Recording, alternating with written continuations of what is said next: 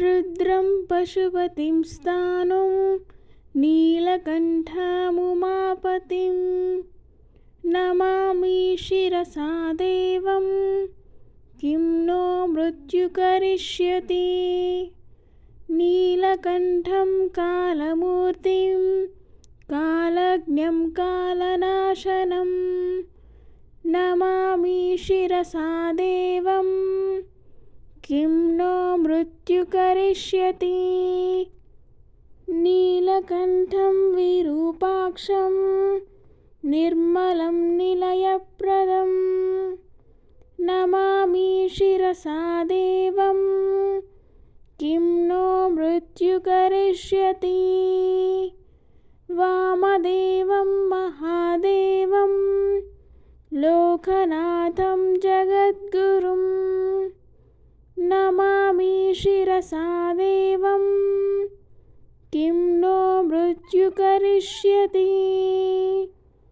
देवदेवं जगन्नाथं देवेशं वृषभध्वजं नमामि शिरसा देवं किं नो मृत्यु करिष्यति। त्रक्ष्यं चतुर्भुजं शान्तं जटामकुटधारिणं नमामि शिरसा देवं किं नो मृत्यु करिष्यति। भस्मोद्धूलितसर्वाङ्गं नागाभरणभूषितं नमामि शिरसा देवं किं नो मृत्यु करिष्यति।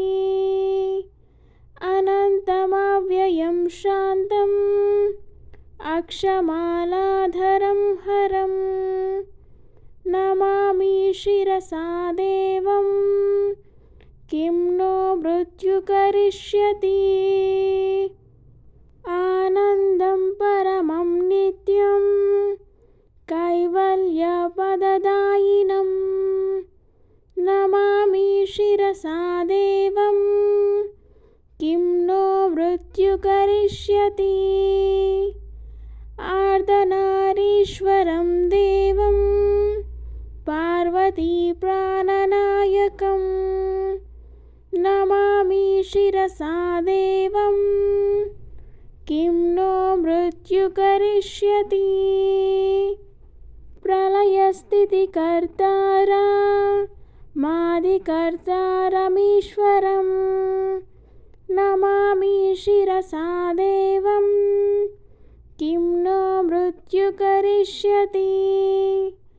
व्योमकेशं विरूपाक्षं चन्द्रार्धकृतशेखरं नमामि शिरसा देवं किं नो मृत्यु करिष्यति। गङ्गाधरं शशिधरं शङ्करं शूलपाणिनं गङ्गाधरं महादेवं सर्वाभरणभूषितं नमामि शिरसा देवं किं नो मृत्यु करिष्यति। अनाथपरमानन्तं कैवल्यपदगामिनी नमामि शिरसा देवं किं नो मृत्यु करिष्यति।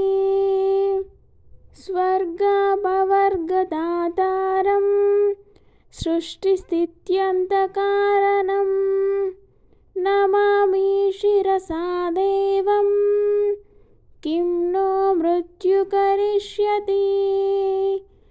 कल्पायुर्देहि मे पुण्यं यावदायुररोगतां नमामि शिरसा देवं किं नो मृत्यु करिष्यति।